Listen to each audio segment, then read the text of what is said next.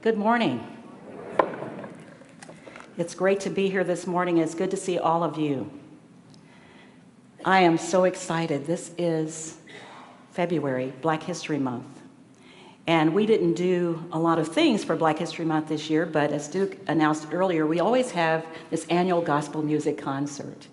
And I get the opportunity, thanks to Steve, to introduce many of the songs and their history. And I love history. So I hope you'll join us on the 31st of March, because it's always spectacular.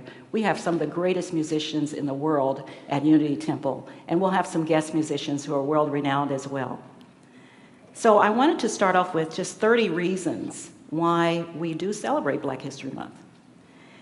How many of you drive you have an automatic steering on your car? You no longer drive a stick shift, right? Well, you may not know that Richard Spiker invented the automatic gear shift in 1932, and he was an African American. You see, a lot of history has been lost, and so that's the reason we celebrate, and eventually it will just be all American history. Hopefully we'll come to the day when we all know the collective history of all those who've gone before us, all those who've paved the way for us to be here, all those whose gifts and talents on which we stand. That's what we're hoping to get. You probably have donated blood here at Unity Temple once a year. And if you know anything about Dr. Charles Drew, he was an African American, the first Black awarded a doctorate at Columbia University. And he invented the method to separate and store blood plasma. If you wash clothes and you have a clothes dryer, you can thank George Sampson, who invented the clothes dryer in 1892. Benjamin Banneker is famous for having built the White House. And he also made the first American clock. He was a mathematician, a farmer, an astronomer, and a surveyor. Alexander Miles, now we don't have an elevator here yet, but one of these days we might, and we can thank Alexander Miles for the automatic elevator doors. Now, when you think of the Goodyear blimp, I don't know how many of you have ever seen the blimp when it's parked. Sometimes it flies over and is parked down at the downtown airport. And John Pickering invented the blimp's electric motor and directional control. So the next time you see that blimp, you know that an African American made it possible for the electric motor. How many of you sweep? Anybody in here sweep? Got a dustpan? Some of us do. Lloyd Ray invented the dustpan. And you notice the lights are on? Lewis Latimer invented the carbon filament inside light bulbs and also the electric lamp. We can thank him for bringing spirit into light. Now, we don't have folding chairs per se, although the seats fold up, but in some areas of the church, you'll find some folding chairs, and you can thank John Purdy. His patent partner was James Sadwar, so that's a pretty good idea, don't you think? Folding chairs. Now, it got pretty cold here during the winter, so I'm sure some of you were thankful for heat. You may have a fireplace, but many of us use a gas heating furnace or an electric furnace. Well, Alice Parker, a female African-American, invented the gas heating furnace. Thank God. She knew what we were in store for. Now, this was an interesting invention by an African American. It started when he rescued trapped miners he wore a hood to protect his eyes from smoke and tubes leading to the floor to draw air in. And now our firemen use these, our first responders, the fire department folks. The gas mask, invented by Garrett Morgan. Dr. George Grant, how many of you are avid golfers? Wonderful, got a few. Well, Dr. George Grant invented the golf tee.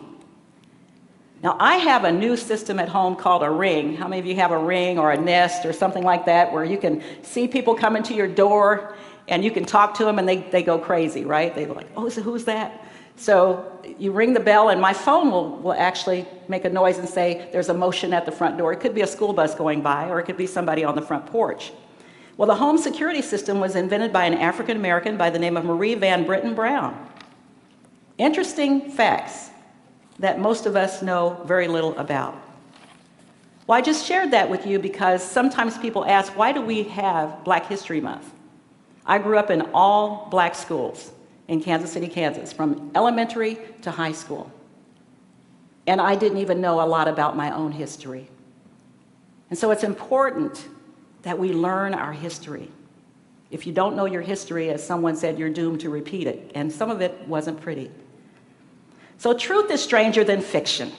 I want to get into my talk today is about the gifts, and I love the song that David sang and Robert played, because humility is one of the most important gifts we have. Being kind, being loving. You don't have to be talented to give your gift of kindness and generosity. Did you hear on National Public Radio this week? I'm a big fan of NPR, and KCUR is one of my favorite stations. The story reported in the Christian Chronicle about Alexa. Well, I have an Alexa, and thanks to Duke, because Duke told his Alexa to tell a joke one day. And I was sitting there and I go, wow, I'm gonna have to get one of those. And so I got an Alexa. Well, one of my granddaughter's names is Alexis. So anytime we say her name, within a mile of that thing, she starts talking. And Alexis is in Georgia, so she doesn't know that. She thinks we're talking to her, this Alexa thing. Well, Alexa hears a minister's sermon, and this is a true story. It was on NPR this week. Phil Brookman is a preacher in Oklahoma, and his message was that humans don't interact like we used to. We text, even sitting next to each other. Well, kids do this, they text each other. In the same house, you send an email to that person. So we don't interact like we used to. And he said, we don't even go to stores anymore. We just ask Alexa to order 60 rolls of toilet paper, and it's delivered to our door. Well, just so happened, like you all on live stream, one of his congregants was at home watching this on live stream, and her Alexa was sitting next to her. And guess what came in her mail the following week? 60 rolls of toilet paper that she didn't intend to order. So, and by the way, an African American invented the modern toilet. Did you hear that it snowed in Pasadena and Los Angeles this week? Well, I heard that on NPR too, that the National Weather Service had to tweet to the folks in Pasadena and Los Angeles what snow is. They didn't know if it was sleet. They didn't know what it was. So they tweeted out, this is what snow looks like. Isn't that amazing? We could have told them. Well, Rick was in trouble because he had forgotten his wedding anniversary. How many of you have ever forgotten your anniversary? Don't lie now, I do too. His wife was really angry and told him that tomorrow morning she expected to find a gift in the driveway that goes from 0 to 200 in less than 10 seconds, and it better be there. Oh, the next morning, Rick left for work early, and when his wife woke up, she looked out the window, and there was this big package in the driveway. It couldn't be what she thought it was. She runs out to the driveway and brings this box into the house, and she opens it and finds a brand new bath scale. Rick has not been seen since. So I want to talk to you, now that I got your attention, about the fourth and last chapter of Wayne Muller's book, How Then Shall I Live? And this chapter is, what is my gift to the family of the earth? What do I give to the family of the earth? Now, Duke covered, who am I? Who am I? First question in the book, who am I? And then he covered last week, what do I love? What do I love? And then I covered, prior to that, the third chapter, how shall I live knowing I will die? So I want to do something really nice for Duke, because that message, what do I love, so inspired me. And I'm sure it inspired all of you, so I brought a special gift for Duke to show my appreciation.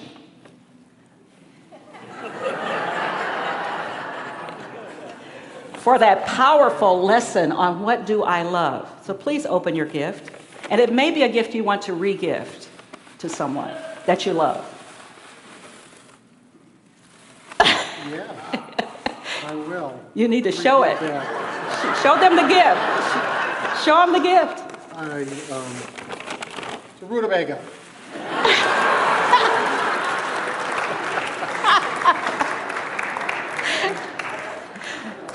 I have never had a rutabaga, but he made me so interested in rutabagas that that's all I could think about all week. And I thought, well, what better gift to give Duke than the rutabaga that made him sit at that table and wake up the next morning still sitting at the table because he couldn't eat the rutabaga. So please gift that to someone who likes rutabagas, okay? I want to talk to you about how do we use our gifts. Because what Wayne Muller says is if you really pay attention to those first 3 chapters, who am I? What do I love?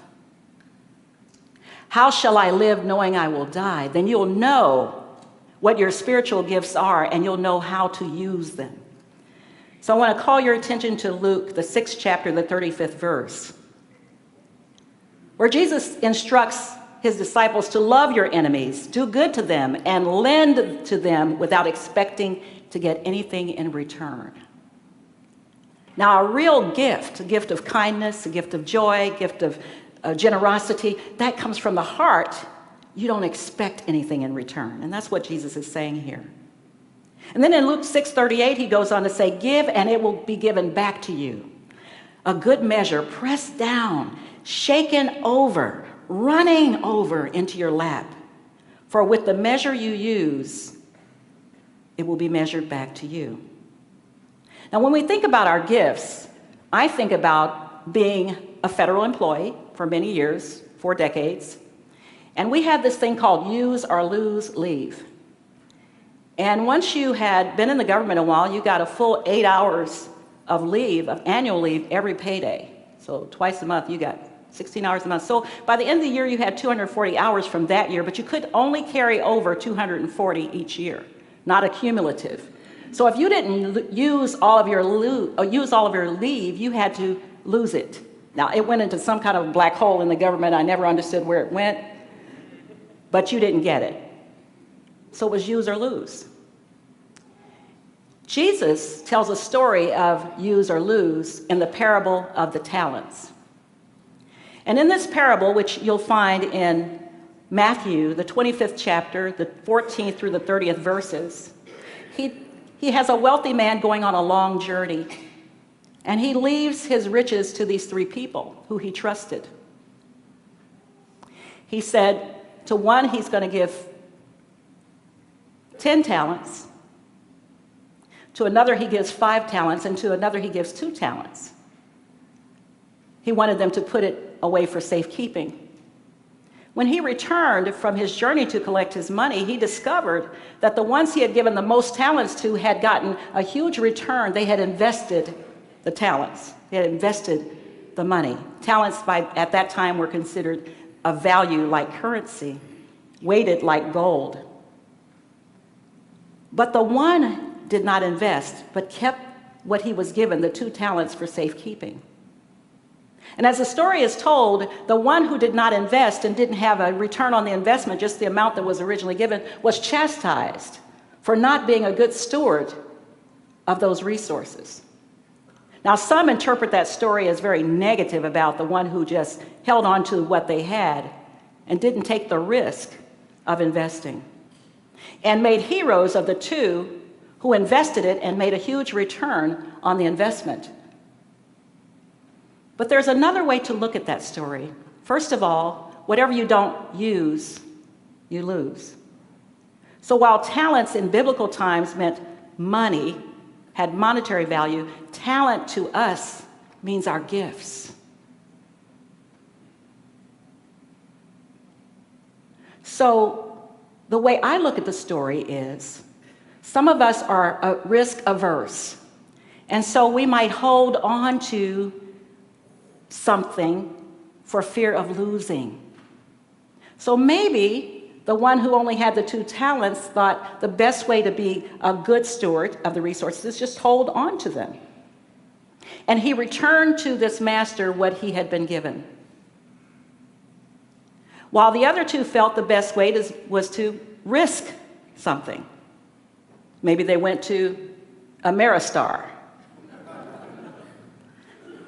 Maybe they invested with Edward Jones or some other wealth management company. But for whatever reason, these were not risk averse and this one was.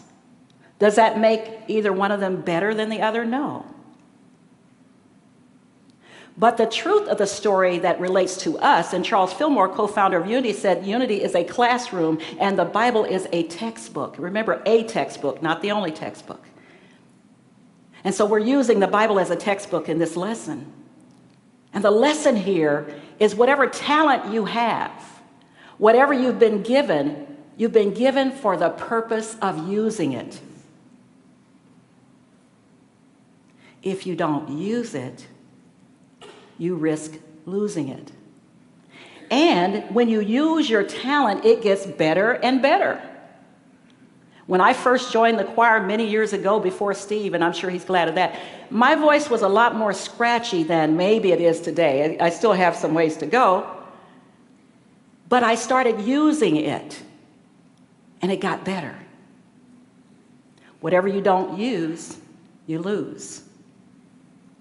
Even the smallest gifts, they don't have to be monetary. In fact, the smallest gifts, like the song David sang, are the most valuable. A smile, a handshake, a hug, eye contact, a simple please and thank you are gifts. All of us have them. We all have those talents, but we have to use them. Dr. Martin Luther King gave a group of junior high school students some advice on October 26, 1967, 6 months before his assassination. Speaking at Philadelphia's Barrett Junior High School, what he told them is as important for us today as it was 52 years ago. He said, I want to ask you a question, and that is, what is your life's blueprint? He said, whenever a building is constructed, you usually have an architect who draws a blueprint. And that blueprint serves as the pattern, the guide, and the building is not well erected without one. Solid blueprint. He said each of us is in the process of building the structure of our lives. And the question is whether you have a proper, solid blueprint. He gave them some recommendations. The things they should begin in their lives to draw up their life's blueprint. He said, first, a deep belief in your own dignity, your own self-worth, your own somebody-ness. Muller calls that, who am I, in the book. Always feel that you count. Always feel that you have worth. Always feel that your life has ultimate significance. Secondly, he said your life's blueprint must have the basic principle, the determination to achieve in your various fields of endeavor. What do I love? What do I love? He said you're going to be deciding as the days and years unfold what you will do in life, what your life's work will be. Set out to do it well. And I say to you, my young friends, doors are opening to you. Doors of opportunities that were not open in your mother's and your father's time. And the great challenge facing you is to be ready to face these doors as they open. And he quoted one of Fillmore's favorite essayists, Ralph Waldo Emerson, who said, if a man can write a better book or preach a better sermon or make a better mousetrap than his neighbor, even if he builds his house in the woods, the world will make a beaten path to his door. This hasn't always been true, Dr. King says, but it will become increasingly true. So I would urge you to study hard, to burn the midnight oil, and I would say to you, don't drop out of school and don't quit. I understand all the sociological reasons, but I urge you that in spite of your economic plight, in spite of the situation that you're forced to live in, always be your best. What is he saying? What gift do I give to the family of the earth? And when you discover what you will be in your life, set out to do this as if God Almighty called you at this particular moment in history to do it. Don't just set out to do a good job. Set out to do such a good job that the living, the dead, or the unborn couldn't do it any better. And then he says something I think was the most profound of this speech. If it falls your lot to be a street sweeper, sweep streets like Michelangelo painted pictures. Sweep streets like Beethoven composed music. Sweep streets like Leontine Price sings before the Metropolitan Opera. Sweep streets, it's a tongue twister, like Shakespeare wrote poetry. Sweep streets so well that all the hosts of heaven and earth will have to pause and say, here lived a great sweet street sweeper. He swept his job well. He swept his job well. How then shall I live, knowing I will die? Sweep my job well. So Dr. King was answering the questions before Muller wrote the book. Who am I? What do I love? How shall I live knowing I will die? And what is my gift to the family of the earth? On the front of your bulletin, I put one of my favorite poems Madeline Bridges wrote. There are loyal hearts, there are spirits brave, there are souls that are pure and true. Then give to the world the best that you have, and the best will come back to you.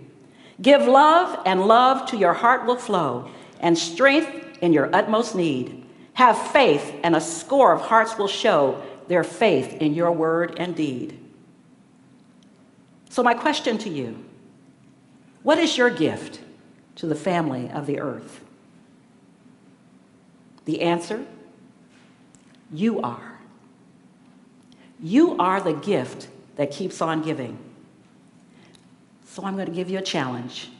In case you're not really sure of your gifts, in case you haven't really discovered who you are, what you're called to be, how you will die knowing you will live, how you will live knowing you will die, in case you haven't answered all those questions yet, the universe operates in a law of dynamic exchange. Giving and receiving are different aspects of the flow of energy of the universe. In our willingness to give what we seek, we keep the abundance of the universe circulating in our own lives. So I want you to do this. Make a commitment to put your gifts into circulation. If you don't use them, you might lose them.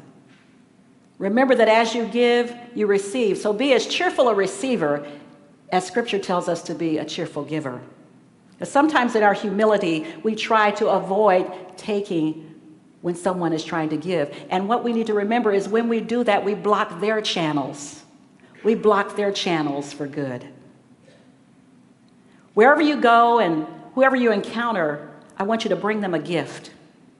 Now you might think, what kind of gift? What do I have? Some of us feel like we don't have enough. Or we want to keep what we've got, hide our light under a bushel.